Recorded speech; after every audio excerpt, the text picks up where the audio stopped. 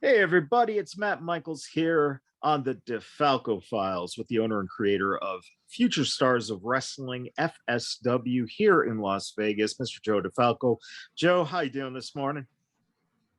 Pretty relaxed, actually. No show this past weekend. We got none this weekend.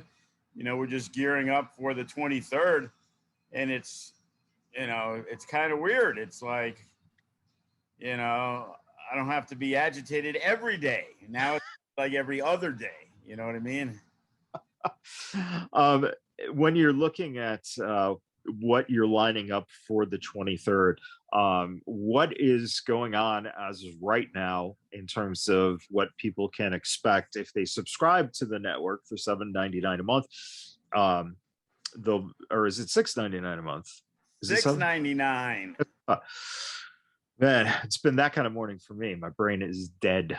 But $6.99, you get the network. You'll get the show on the 23rd of July, and I think the first announcement I saw was it Shade and Estrella, kind of. Yes. After when went down at the Rumble Yeah. between the two, we just felt that there seems to be some inner issues between the two that I thought, hey, you know what? Maybe if we settle it in the ring, that might be more enjoyable than them trying to settle it on Facebook. You know, there's never a winner when you have a Facebook feud. I think that is just going to be one of my favorite things all year is to see those two go at each other. Um, it's kind of cool when that there is a competitive nature between two people, and here's a chance to show what you can do with each other, and I think it's just going to be off the hook. Is there any other people or matches that you have lined up as of right now? Yeah, what we did is because of the show on the third and because of having so many people that we have, we're actually going to be running 3 weeks in a row. So the 23rd is the high octane. Obviously, it's a little bigger show. We're going to have, Toa is going to be there, and Graves is going to be there, and Remy, and Ice, and Vandagriff, and Jay Vidal, and Sharp. They're all going to be on hand. 31st is going to be more of not more of it. It will be a Future Shock show, so you will get to see a lot of the younger talent. But going back to the 23rd, as Death Proof won the tag titles night one, they defended them night two. I felt that we've kind of seen them on their rise defeat a lot of the younger tag teams. So I chose to go outside the FSW world, and a couple of guys have been hitting me up for literally years, and they are the current Defy Tag Team Champions, Midnight Heat. So I felt also that those guys had a history together in Oregon. So it'll be, and they probably, may have wrestled each other in singles or whatever back in the Paragon days at Sam's Town, Yeah. But for the first time, tag match, Midnight Heat, Defy Champs, FSW Champs, Death Proof. So that should be something that should be very exciting to see for the fans. They are a top-notch tag team from the West Coast. Um, so when you have that situation of company titles versus company titles, and obviously titles won't be on the line. The FSW tag titles will be on the line. Oh, really? You're putting? They are defending them. Okay. Yeah. All right. Okay. We've talked with Defy about doing stuff, but they haven't Yeah. really got up and running, and they seem to be eager. And we've kind of talked on and off for a couple of years, and I'm pretty sure down the line, Defy and FSW will do something together. But this is just us bringing in guys that happen to be the Defy Tag Champs. We were looking for a good tag team to wrestle Death Proof. So they were all for it. The other guys were all for it. So it's like, you know what? Let's make it happen. Yeah, that sounds awesome. It's exciting that you get a chance to bring in outside, talent and give the guys a little something that's different, a little variety. When you are looking at, because you get contacted by a lot of different people, every week.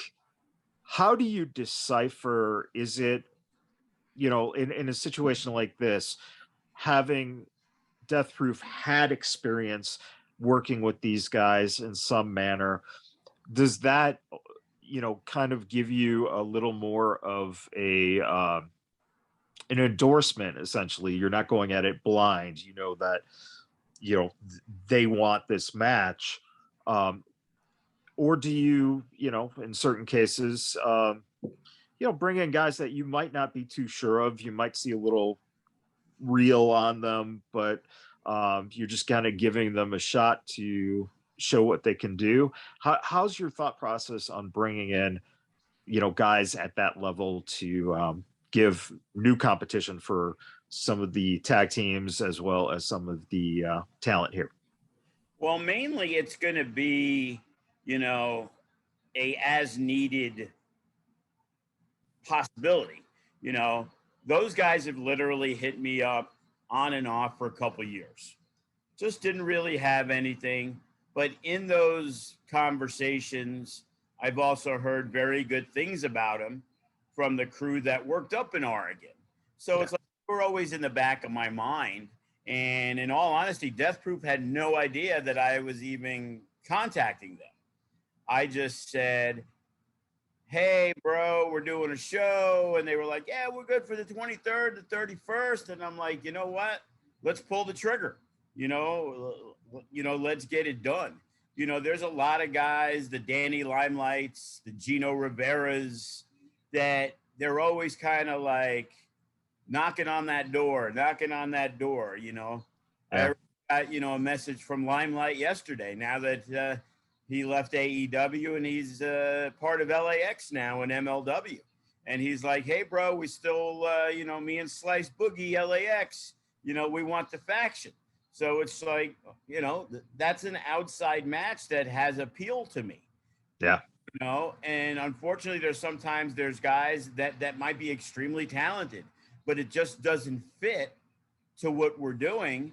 So I'm not just going to pay money to bring in a guy who's now working for a pay cut, and he's working for less than he wants to. And then he kind of wants to do a little bit more of what he wants to do because he's working for that pay cut. And it's like, it's got to make sense for what I need for my show. Yeah. I get a million guys, I really want to work for FSW. And it's like, yeah, but your rate is like 3 times what I want to pay. So you don't really want to work for FSW, or guys will go to other guys on shows and they'll come back to me and it'll be named guys. And it's like, oh man, this guy, ex-WWE guy, really wants to work for FSW. And it's like, no, he doesn't, because he perceives us as a big company. So he thinks we're going to be able to fill up his schedule. Right. And, give him $1,000 or $1,500 when I don't feel he's worth that, plus a flight and all the other stuff. There's so many talented people that are out there, but the flight of $400 to $500, and right now flights are not cheap at all. Yeah. We've had some sponsors, and that's how we got Percy Drews and Travis Titan and some of these guys, as I mentioned to you yesterday, Devon Dudley's kids, they're working AEW Dark. They definitely have talent. They're willing to get themselves out here, to work. But I got to take that into consideration too. Okay, it needs to make sense in the match I need. And I'm also trying to make sure, because when you add Midnight Heat and you add, Devon's kids, the Hughes brothers, whatever they go by, it's also making less of an opportunity for Creature Feature or Suavecitos or Sky High or Chase Bell and Nick Xander. And every team you add, you need to subtract. All right. So last show, Sky High didn't work. They worked the anniversary show night one and the pre-show match. Now they'll be working the 23rd, and they'll be working Lights Camera Faction in a tag match. They had a 6-man tag last month, and now they're going to have a tag match. Well, Nick Xander and Chase Bell, they won't be on the show on the 23rd, but they'll be at Future Shock, and they'll be wrestling Creature Feature, who won't be on the 23rd, but on the 3rd, they both work singles matches, and it's like, I'm still trying to figure out where the Suavecitos fit in, if Adrian Quest is going to be there. And, for young kids like that, yeah, it's great that they came out with Adrian Quest, but they want to wrestle, Right. But it's making a spot. It's having the right spot. Graves will be there. Class will be there. Jay Vidal will be there. And we're finalizing it, but we think the main event on the 23rd, that's going to be a can't miss match. Ice Williams defending against, Matt Vandagriff. And, match that, we've watched Matt Vandagriff grow. And not only he succeeded in the tag, he didn't stop doing singles matches while they were tagging. He also did some singles stuff and had some great matches. Yeah. So, it's exciting to see, that match come to fruition. Yeah, and it's exciting to know that with Ice being so vocal and Matt being so quiet and dead, maybe Matt will at least put Ice into his place for, at least a couple days. Maybe shut him up for a little bit. The one thing, unfortunately, for Matt is, Ice has a lot of backup, and that backup always seems to get involved and influence what happens in the match. While Matt has an injured partner who, we don't know how long he could be out, He thinks he's going to come back way sooner than what the experts kind of put the time frame at, Yeah.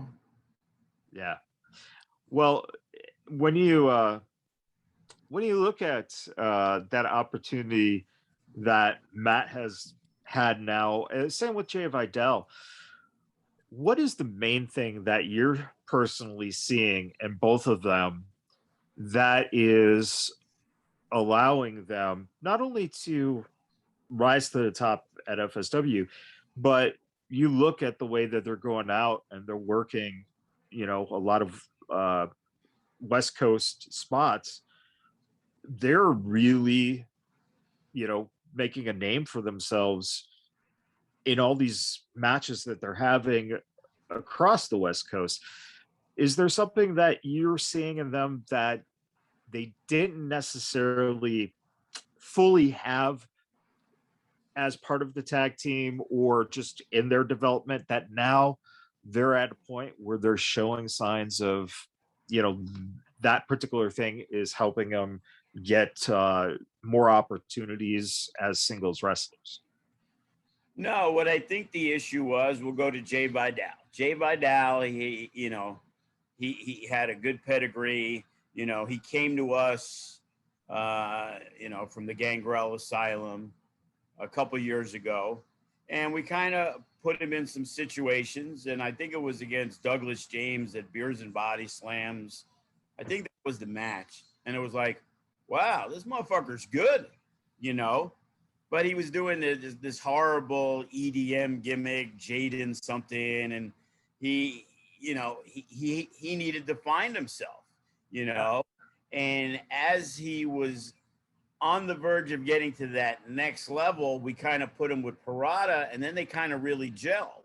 And now, as they were gelling, because when teams team up for the first time, that's probably without a doubt going to be their worst matches. You know, they're trying to grow and they got to learn what they need to do. And are they gonna take it serious and give a shit that they're in a tag because they want to be in singles? And even with Vandagriff and Damian Drake, they're two guys that had success as singles. Damian Drake more so than Vandagriff because he's newer into the game, but you knew the talent was there. Now, when they first came out, it was a struggle because they were trying to find their personality. They were trying to find their character.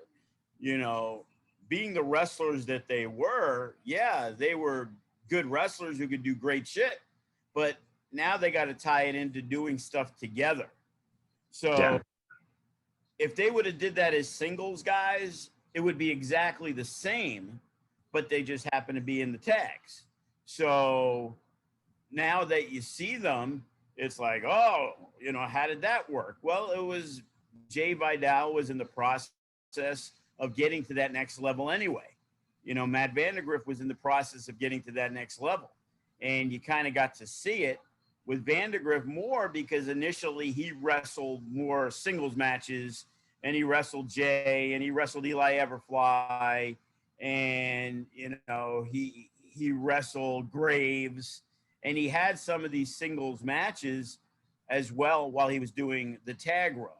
While Jay Vidal didn't really because Parada was kind of around. And then as we saw that may not work out, he's looking to get time off, you know, Jay was ready to roll. They were a tag team that had one match and they were looked at as, you know, they jumped everybody to put themselves into that top tier, you know, and I still felt that they had a ways to go, but, you know, they showed when they wrestled the RMB that they can go.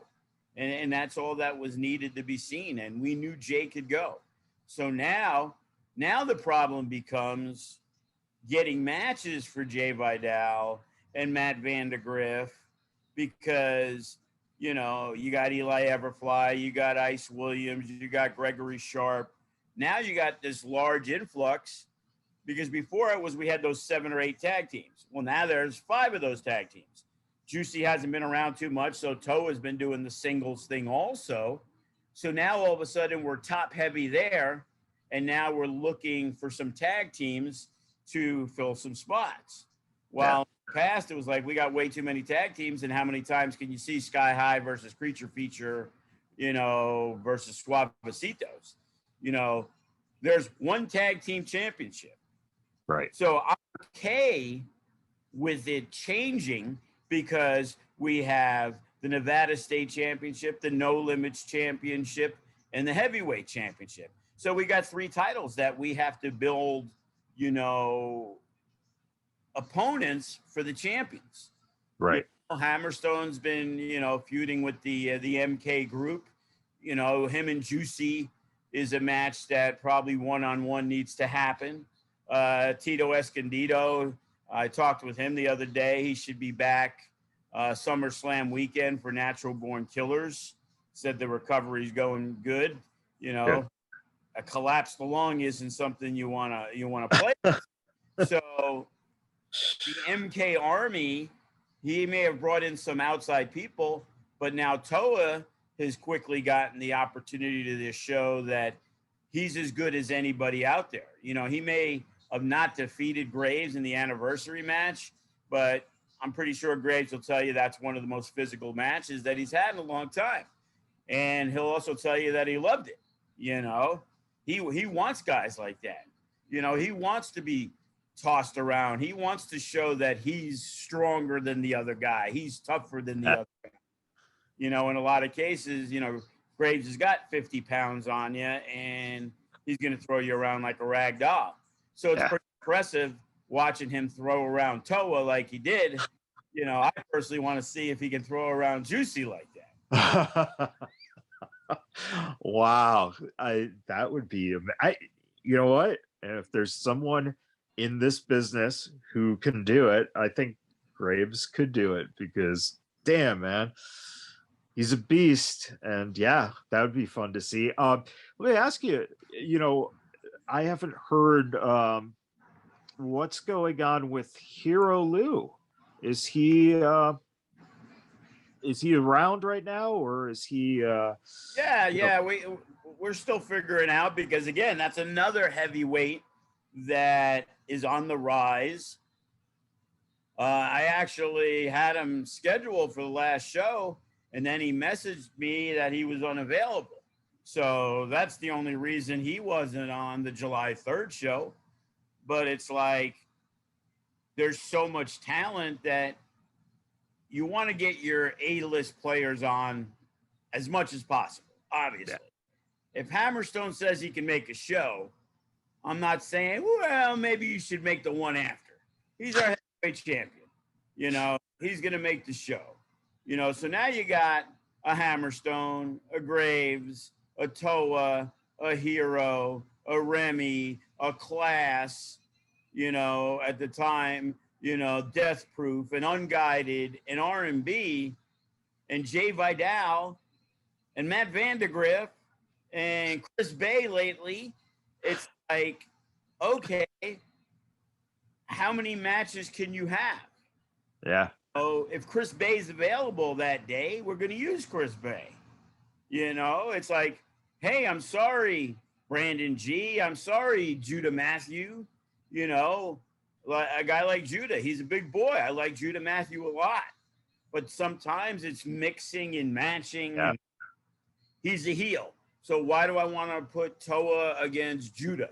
You know what I mean? It doesn't help the dynamic, you know? You know, you got Nino Black. So it's like, I'm trying to find the spots for everybody. And it's like, you know, he's injured.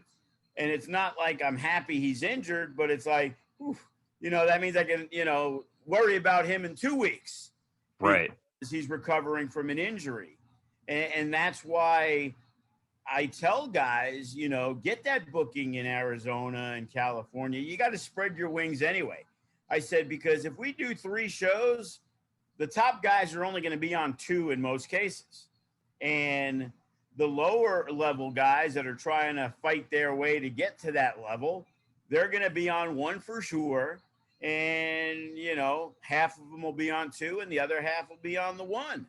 And, you know, and in that builds frustration and their push and all the other stuff. And it's like, just worry about the fucking match that you're in, you know? You know, everybody's got ideas. At least 7 years ago, it was only the main guys who had ideas. Now, the guy who's like, lucky he's on the show, pitching ideas. Yeah. You know, I'm happy that you're that, you know, interested in trying to make yourself the champion. You know, that's awesome. But you know, it's going to be a long way, you know, before, you know, Bodie's going to be the heavyweight champion. You know what I mean? It's going to take at least 1.5 years, you know? Yeah. Yeah. It tops 1.5 years. You know, he's got to be at least 100 pounds, I told him, you know? So. And in the meantime, there are replica belts available. People can, you know, purchase their own belt to make them feel like they're champion. Yeah, you can hit up Rocky T. He's got them on speed dial. Do you, when you're looking at the title defenses, do you have to balance out in your mind the idea of maybe, you know, the No Limits gets defended because Hammerstone isn't available, so that kind of becomes the featured belt for that show? Or is it more so the matchup? So let's say Death Proof, because they are taking on you know, another tag team champion. Would that, if Hammerstone can't make it to a show, if your main title can't come, would that, because of the matchup, potentially be the main event of a show? How do you balance that where you know, can work these championships into the main event if either Hammerstone can't make it, or maybe Hammerstone is, you know, mid card because he's facing someone like Bret the Threat, and then there's something else on the card that could be the main event. How do you decide that kind of aspect? Well, I look at a couple of different things. I also look at the appeal that it will have to the fans. Sure.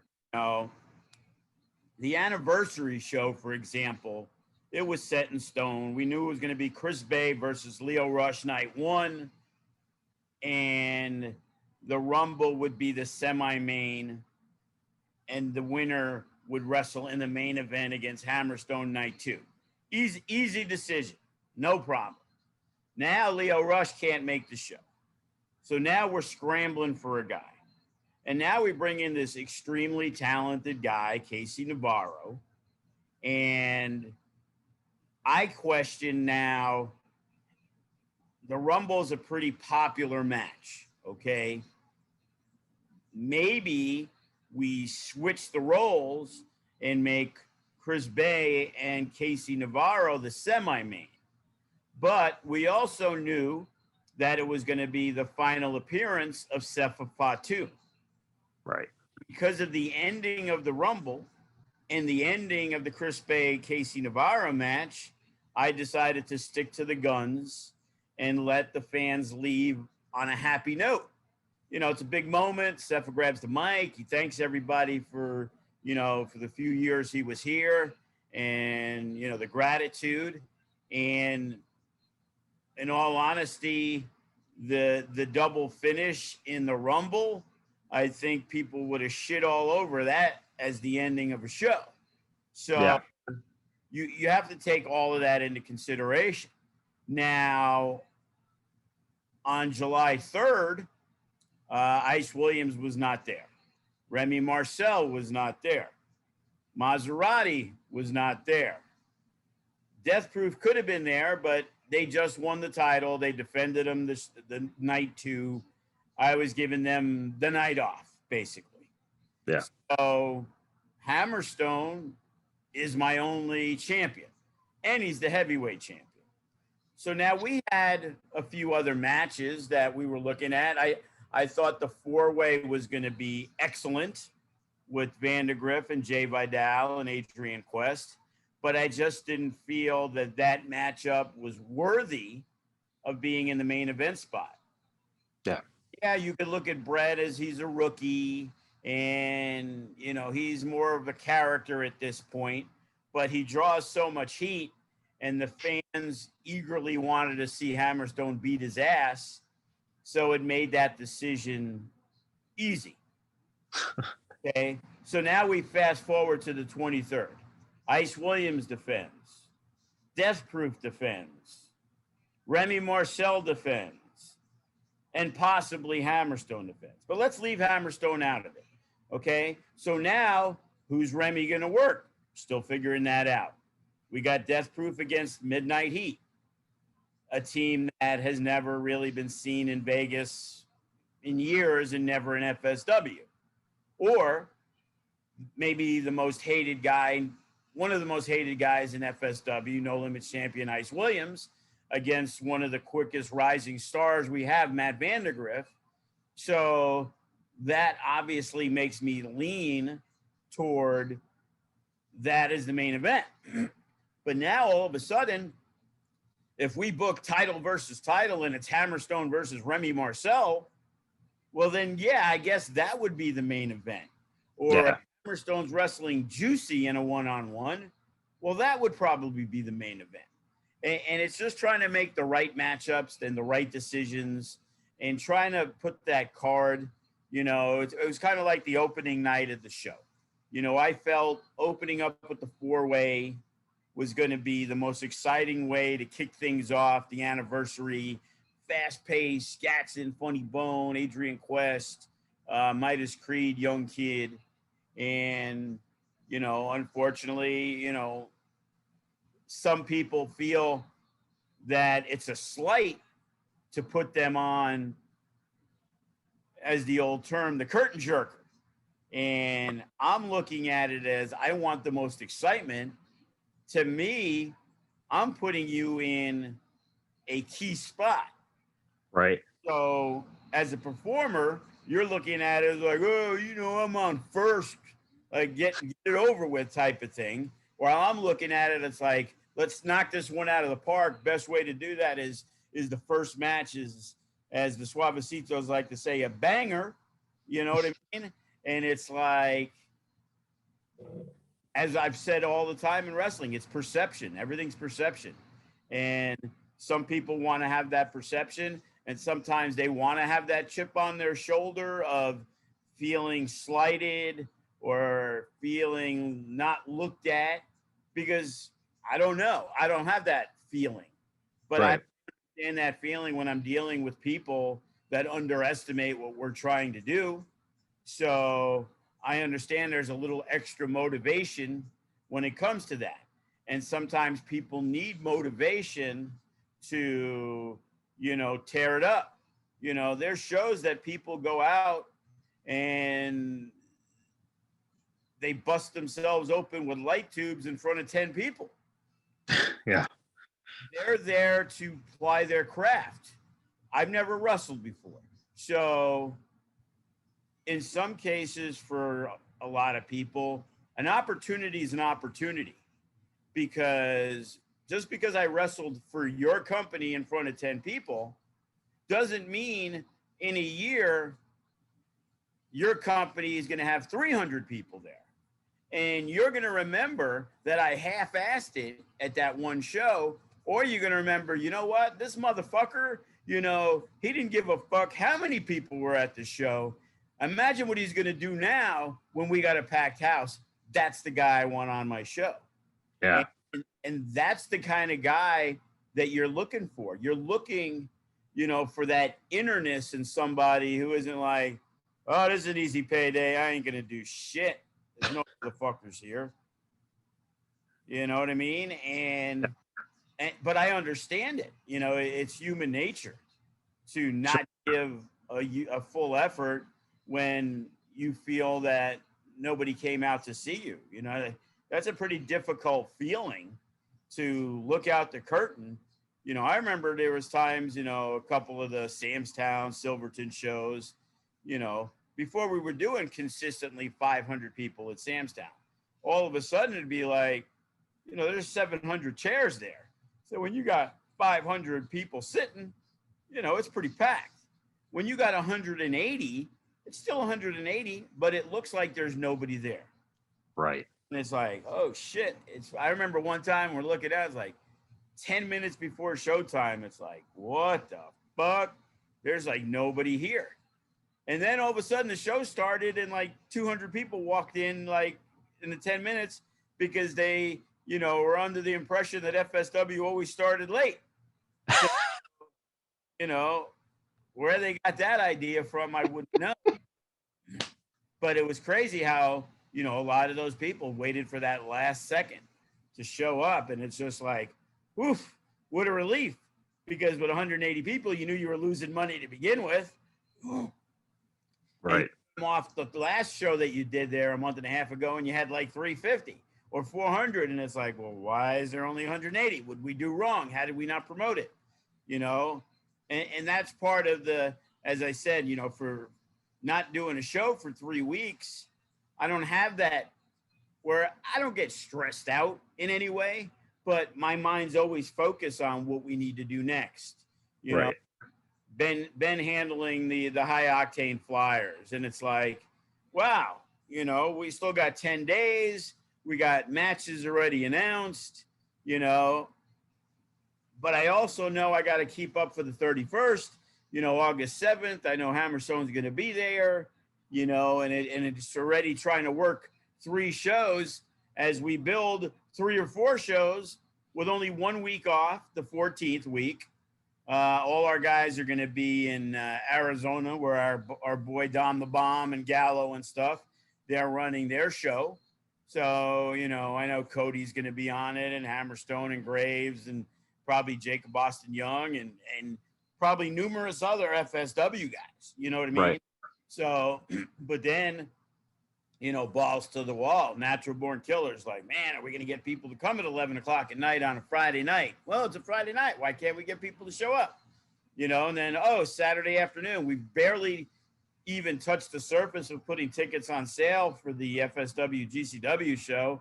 And we're like 3/4 sold out without even putting it out to the GCW fan base. Right. Front row, at least, you know, so we know we're going to have people. And obviously doing that show Saturday at 1:00 is not going to be an issue. And now we got the women's show, which was a brilliant move to change it from July 31st to the Sunday, August 22nd, because there's going to be a lot of the women in town. Yeah. And there's a lot of AEW women that we're talking with, and Christy Janes will be there, and she's excellent. Somebody we're hoping to use a lot. This girl, Verta Vixen, I guess is her name, but she works AEW Dark, and she's pretty solid, and she's going to be out here already. And we're trying to mix and match that. That way we're having a lot more fresh faces on the women's show, you know, as their popularity has really gone through the roof. You know, who knows? You know, I don't know what's going to happen on the 23rd with Strella and the Shade, but, you know, we may have to have a blow-off match at the women's show, you know, the good old intergender matches that people seem to enjoy. Estrella versus Shade in a cage. That's what I want to see. Yeah, but we can't overshadow the women's championship. Right. When you're looking at the upcoming schedule for the SummerSlam weekend, how much do you have your rate, or how much are other shows from other companies on your radar? Are you looking at, you know, these shows that are starting to pop up on, you know, Friday night or Saturday late night or Saturday afternoon? Are you starting to see that? Is that something that you take into consideration, that these are shows that are potentially going against shows that you guys are putting on? Or is it just, hey, we fill our arena, all the tickets we put on sale are sold, and we're good with that? Is that kind of how you look at it? Yeah, pretty much. You know, it's like sometimes you see shows and it's like, oh shit, somebody's got a show. You know, I know there's a show Thursday, and I know Del Rio's doing something Friday. And then I saw another company's doing something, I think Saturday night. And they talked to us about using the arena. Actually, I think they're doing it Sunday. And, you know, obviously they didn't want to pay for our arena. No problem. You know, do your own thing. But when these companies come in, they need to realize they don't have a fan base out here.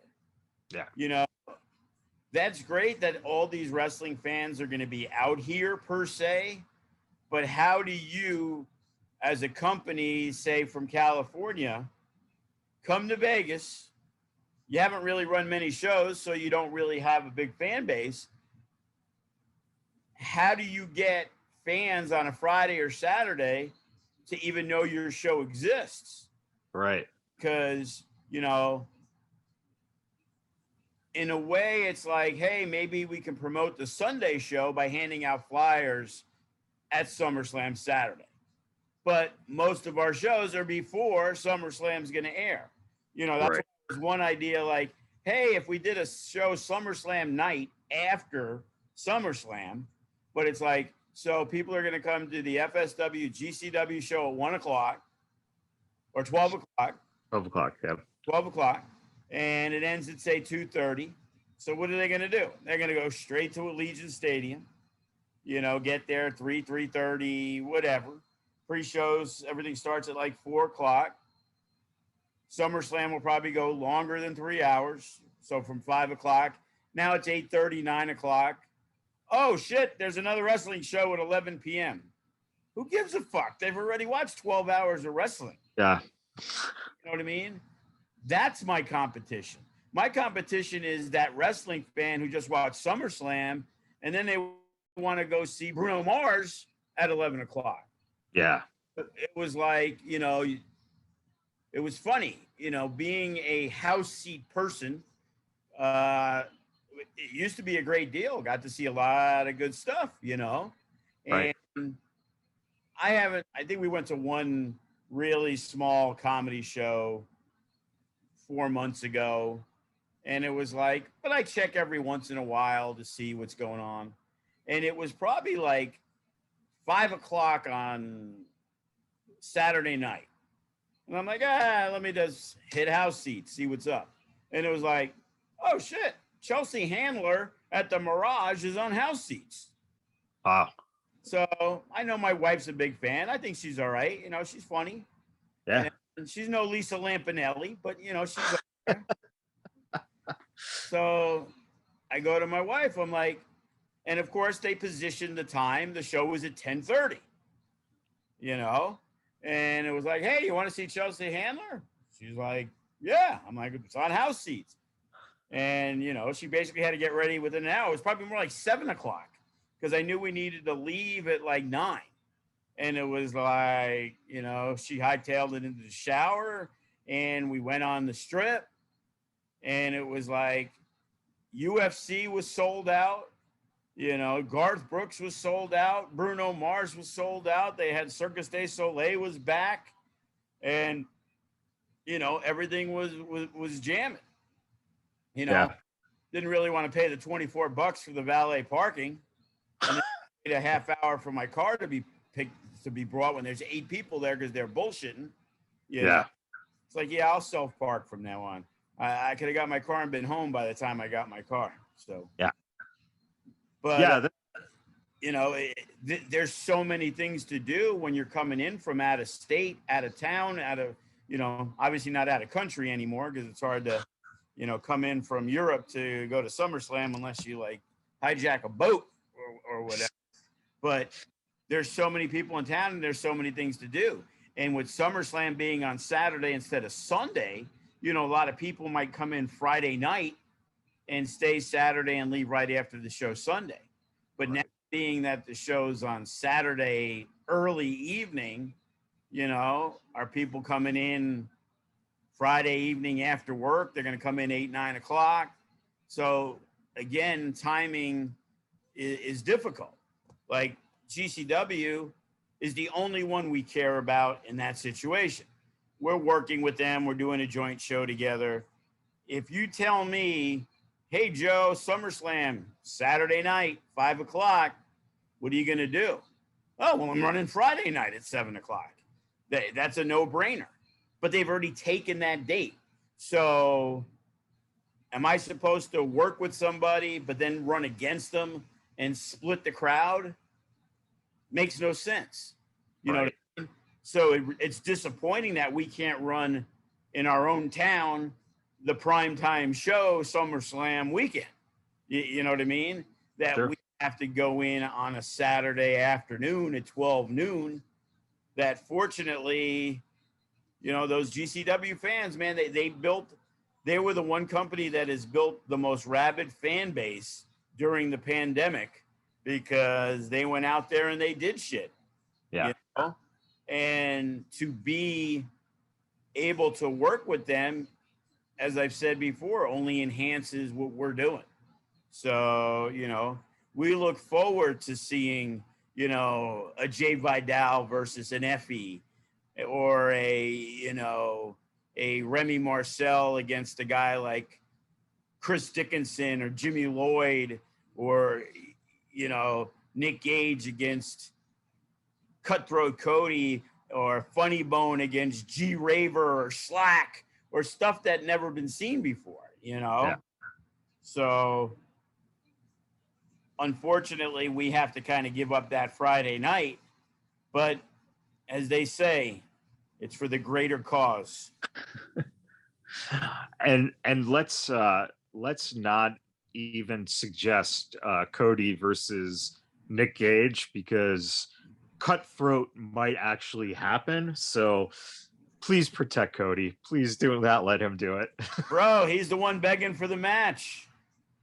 I know. He wants to go back to his roots. He's watching the tape of Jack Manley hitting him with a barbed wire bat. Oh man, I just every time I cringe when Cody ends up at the anniversary show, he ends up bleeding. It was like, oh man. But if there's one of the toughest guys you have, that's Cody.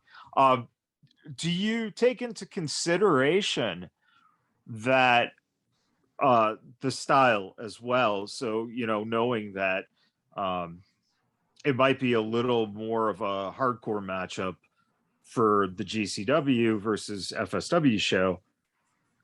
Do you take that into consideration and know, okay, our next night's show is the women's show on Sunday. So maybe we don't necessarily have, if in that case there was a women's match to be had, maybe we don't have our championship, go on that show. Or how do you balance that out, that, there's going to be a little possible different style, and open it up more to, guys just being more wiped out after, certain types of matches that can get pretty violent. Well, in most cases, you're talking about one night into the other, but since it's the women's show on night two, and we're still talking about doing that collaboration show, but FSW versus GCW, we have 40 guys on our roster. I'm pretty sure 10 or 12 is going to be the limit of how many guys we have and Right. girl. Like, the only person I could see working both shows is a Sandra Moon, because she's definitely going to work the women's show, and her versus Alley Catch is something that we've already talked about. So, other than that, we're not going to do another women's match. So, Maz will be on night two. All the girls that are coming in, we're not going to put on a GCW show that don't work for FSW.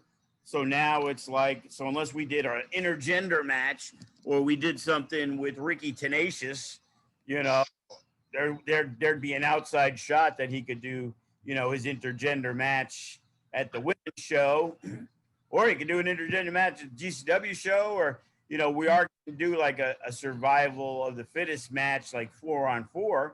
So, we still got to figure out who they are. Chris Bay, he's been wanting to work the Starboy Charlie. That's another match. So these, we have these matches in our head, but GCW has to finalize who they're bringing in for sure. Right. Like, I'm told Ricky Morton's going to be in town. Well, it would be probably pretty cool to have Ricky Morton wrestle somebody from FSW. Yeah. Too Cold Scorpio is going to be in town.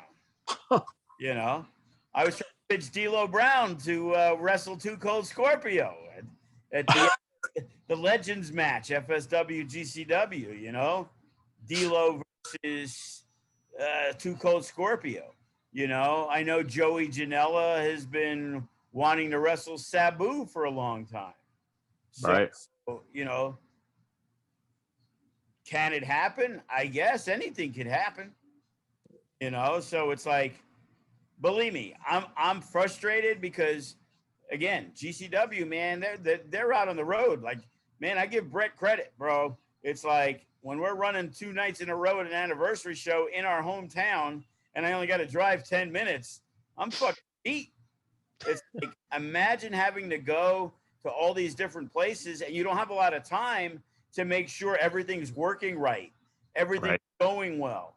You obviously have to rent rings, because you're not out driving your ring to Chicago, back to Jersey, to Houston and Dallas like they were last week.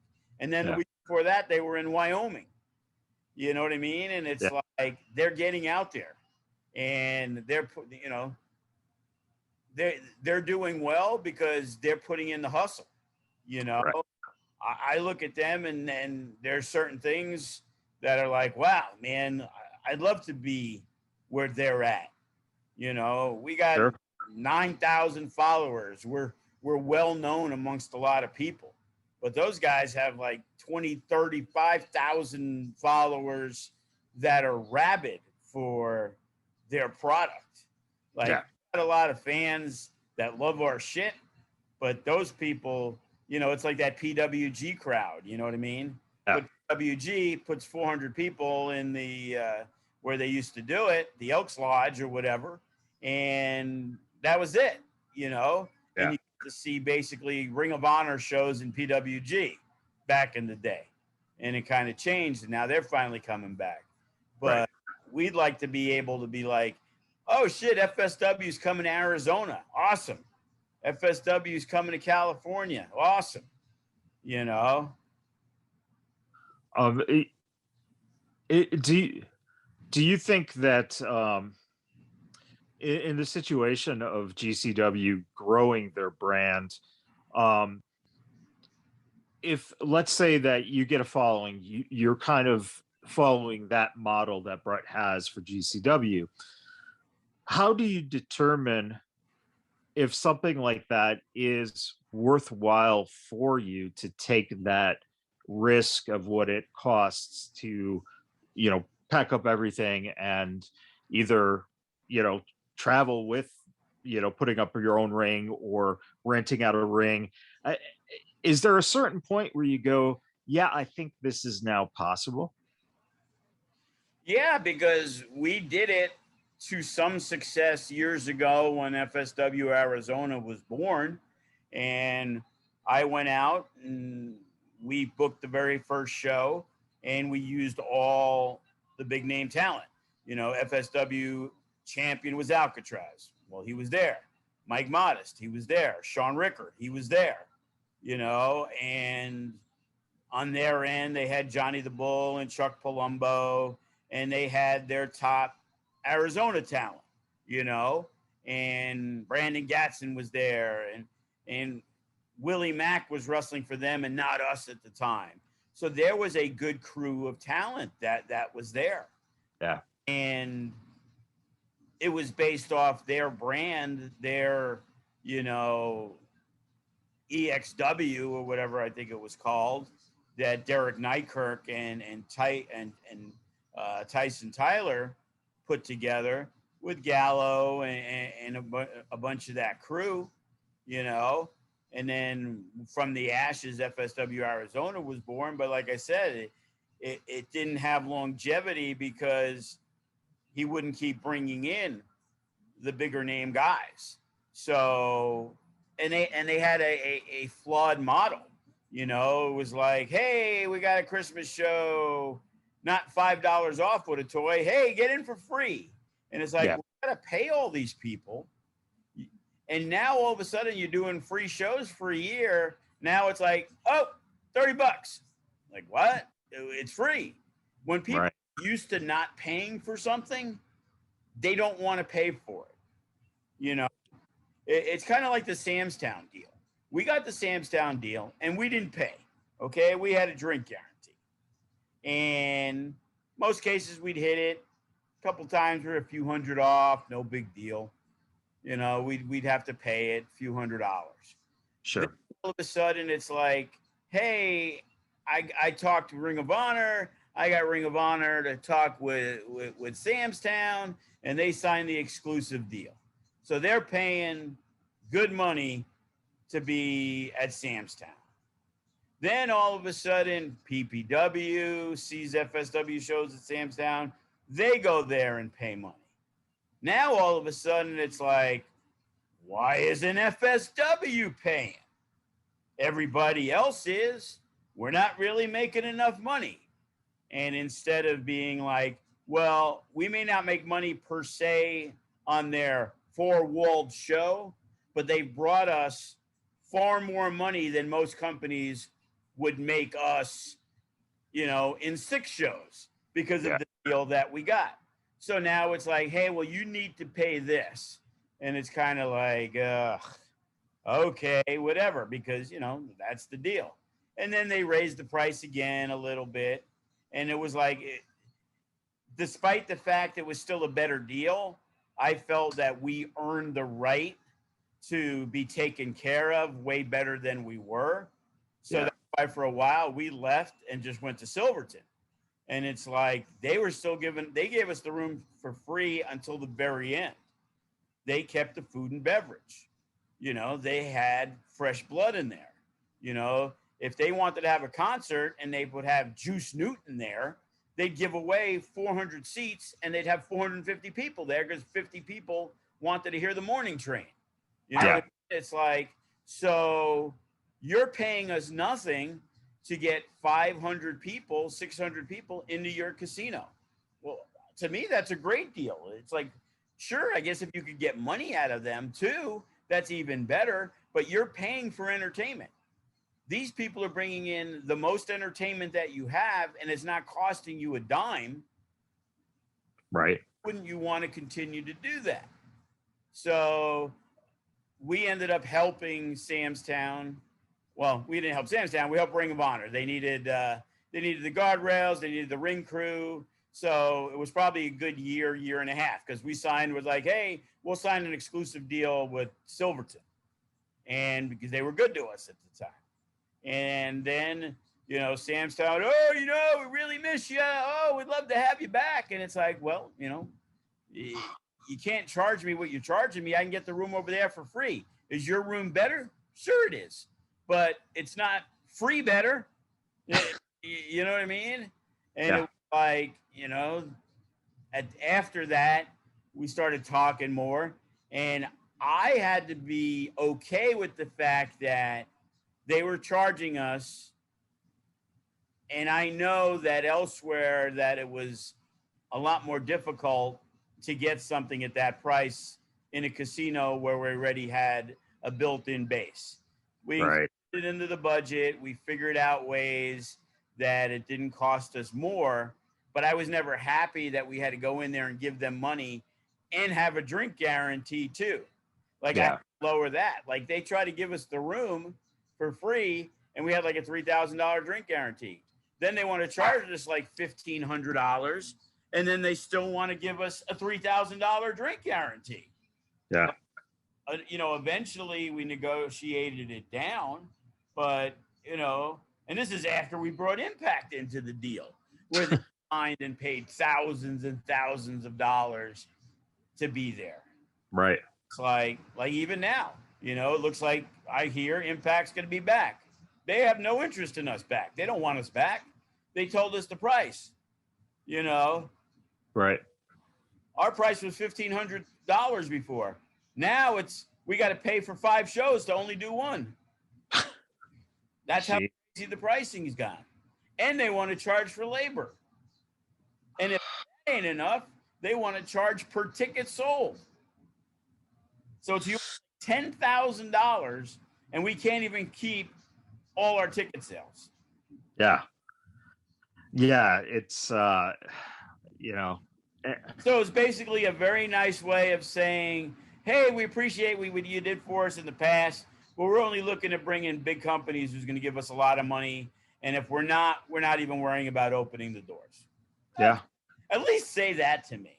You know, don't send me an email. Oh, hey, Joe, you know, we really look forward to working with you, except we're never going to work with you because we're not going to let you in this motherfucker. Yeah. Yeah. It's quite the predicament. And I think that, you know, it shows that, that you've created something of value to where they're now trying to take advantage of that value. And, you know, why do that? Why milk yourself? Because they're now going to get rich off of you, you know, as the old term goes. You know, they charged whatever they want. And then all of a sudden Roy Jones was there, and Floyd Mayweather, and the MMA companies, and everybody went there because Sam's Town became the place for that combat sports event. Right. You know, they pitched for that because the Ring of Honor getting in there, you know, I can't take all the credit for it because, you know, they watch Ring of Honor. Hey, where's that? That's Sam's Town. It looks good. Oh, there's Impact. Oh, where's that? That's Sam's Town. You know, we were the catalyst to getting everything there. You know, usually when you're first, you know, you get the carte blanche. You know what I mean? Right. But, you know, we got pissed on, and that was it. Yeah. All of a sudden you become the redheaded stepchild, and you were the firstborn in reality. Speaking of combat sports, did you catch the Conor McGregor fight this weekend? No, because as that was happening, I was on my way to Chelsea Handler. And my kid sent me a message. It was like, oh, Conor broke his foot, blah, blah, blah. And I was like, well, I'm pretty sure that means he lost. So as a wrestling fan, do you have a draw to the MMA style fights, the UFC fights, Bellator, etc., or do you feel that it lacks what we as wrestling fans, commonly get to see, and that is a full show for the price of what we're paying for a pay-per-view or for a ticket, as compared to fights that might, as it did with Conor McGregor, end in 5 minutes because your leg broke, and your undercard might go, a round or 2 rounds. Is that something that you just aren't really a fan of per se, or does it also just catch you as like, oh, I'm kind of interested in this fight, I'll catch it when it's on YouTube, or something like that comes your way where you could watch it? Well, let's start by saying when I was very young, I was a big boxing fan. And I grew up in the Roberto Duran was my favorite fighter of all time. I hated Sugar Ray Leonard. And, that whole middleweight, welterweight division, Marvin Hagler, Thomas Hearns, Julio Cesar Chavez, all those guys.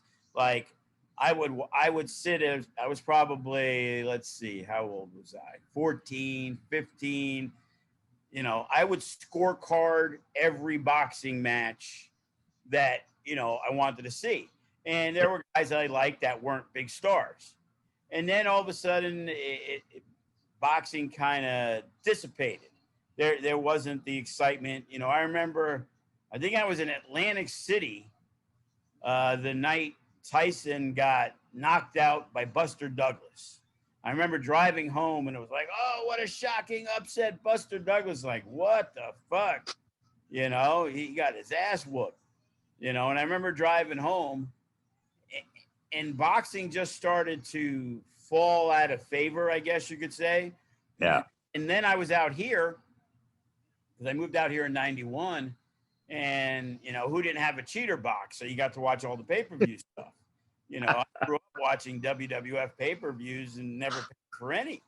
I'm 12 years old, 14 years old. I'm making moves, selling boxes for $250. You know what I mean? It's like my early entrepreneurship, and I started watching the UFC, and it was like Tank Abbott and, Shamrock and Hoist Gracie.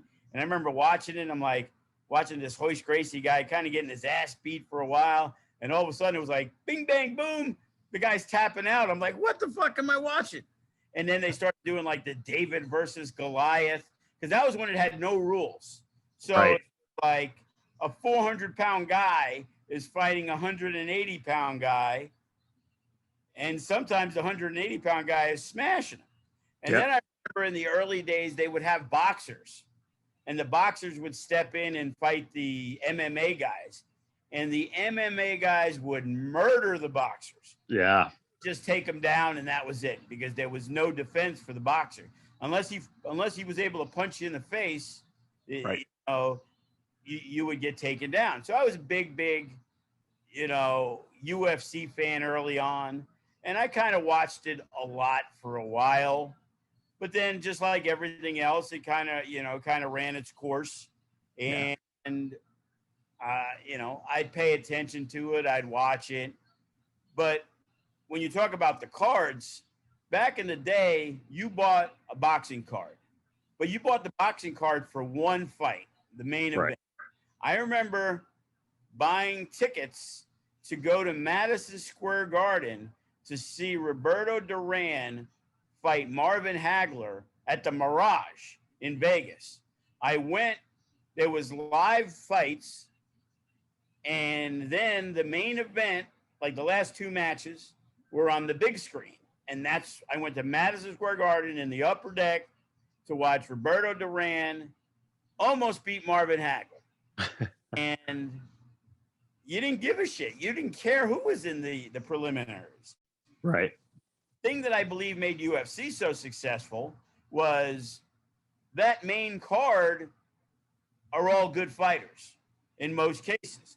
There's good matches. Sometimes that second match is the best match you might see that month. You know, right. I follow it enough to where I think like Amanda Nunes is like one of the best fighters I've ever seen. Yeah. It's like that Lacey Ryan thing. Oh yeah, you know, she's a great wrestler for a girl, you know. No, Amanda Nunes is a bad motherfucker. You know what I mean? Yeah. I enjoy watching her. It was like, I remember they're talking about something where she said she'd fight like one of the Paul brothers or whatever. It's like, I'd pay money to see that because I'm pretty sure she'd whoop his ass. Yeah. You know? But there's just too many now, and stuff is watered down, and there's so many people. It's just like, it's the same thing with the boxing where they didn't create the stars that they did. Because now, I used to be able to watch Mike Tyson on ABC TV, Wide World of Sports, and he'd fight like every 2 or 3 weeks. Yeah. With a tomato can, he was going to fight. I remember George Foreman as the heavyweight champion. It was like a gauntlet match. He literally fought 4 dudes consecutive manner. Guy comes out, bing, bang, boom. George Foreman knocks him out in round 1. Next guy, boom, round 2. Next guy, like he beat 4 guys up and he still went only 6 rounds. Right. Like, you were able to create stars. You know, it's kind of like, you know, what they say is lacking in a lot of sports, that there's reasons why certain sports aren't as successful, you know, as in others. In wrestling, that's always been the talk of WWE. They're not creating new stars. You know, it's like they're talking now. Lashley and Brock Lesnar. People are going to SummerSlam because they're going to SummerSlam. Yeah. He's going to SummerSlam and it's like, oh, I get to see Brock Lesnar again. Like, that's the biggest misconception of what a draw that he is. You know what I mean? It's like WWE is the product. And I understand that's why, you know, you can't be Aleister Black. Right. I don't know how you can be Malachi Black, but whatever. You know, they want them to change your name. They want to own the rights. And like I said, for a while, when AJ Styles came in, they let people keep their names. But then they reverted back to where nobody gets to keep their names.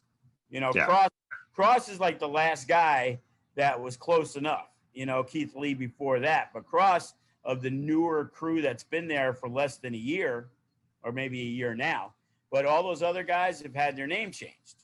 Yeah. You know, and they want to own the rights because the name value for, you know, Randy Orton is going to be a lot different if it was Bobby Johnson. Right. You know, even though it's Randy Orton, you know what I mean? And it's like, it's always that problem. Like Chris Masters is now Chris Adonis because in the NWA, they give a shit about that. But if he works my show, I call him Chris Masters. Nobody cares. Right. You know? That's when we know when we made it, when we start getting cease and desist letters from WWE. Yes. You know, that's my goal for 2021 when we put out the best of Karrion Kross. As we kind of wrap up here and, you know, we have an idea of what's going on, you know, you filled everyone in.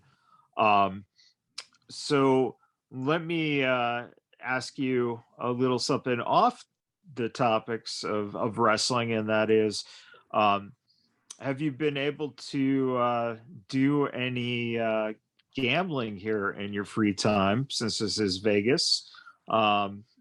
Or have you just kind of stayed away for it during, you know, this whole run of the pandemic? The day I was allowed back in a casino was the day I was there. Any good wins during this time period? Yeah, I had one huge win. That was Okay. $11,000 Phew. on a $3 bet. Whoa. Was it what were you betting? I was playing my new favorite game, Hot Roll. Oh, right on. So I go to my video poker stories.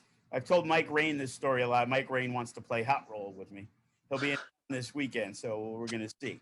So I don't really ever play the gimmicky video poker machines. I play strict video poker, whether it's the bonus deuces or super double, which pays more on a 4 of a kind for jacks, queens, and kings, because if you hold, it's always jacks or better wins the hand. So if you get one jack, you're going to hold it. You're not going to hold 1 4. You know what I mean? Because 2 4s don't give you anything. So I'm playing, and I look over, and there's the light for the jackpot and hot roll machine. And I'm like, oh, somebody got a hot roll, and they got 4 3s, and it paid them $1,600. And then a couple days later, I see the light on again, and it's the hot roll machine. And I see it again, and I'm like, I should try playing this hot roll machine. So I go to Barley's one day, and I normally don't even play the double, but I end up hitting like the 4 aces with the kicker, and it was for I ended up winning $1,400 on the machine. Okay. Well, the place only has 2 of the machines. Then they have one called Super Hot Roll. So I ended up hitting the Royal because it's dimes. So I'm playing with the rig of the game is instead they pay you as if you're playing 15 credits at a time. Right. Roll, you got to pay 30 credits. So when you get your money back, you're not getting your money back. Normally, when you win your money back, you're betting 5 to get 5. Yeah. You're betting 10 to get the 5. So it kind of, that's how it beats you on the back end. So I start doing okay on it. And then I'm playing one day after work, and the hot roll is just this random thing. It's a roll of the dice, 2 to 12. So when it feels like doing it, it's either before the hand starts or right after you hold the hand, okay? So I get dealt 3 to the Royal, okay? So it's 1, 2, 3 to the Royal. As I go to hold the 3 and hit the play button, it stops and gives the roll of the dice. Okay. I got a 10-time hot roll. Oh. Flush is $400 if you hit it. And I've hit a few of those on there. I've done well. All of a sudden on the second machine, it comes like ace, queen, royal flush, $4,000. Like, oh shit. Fucking awesome.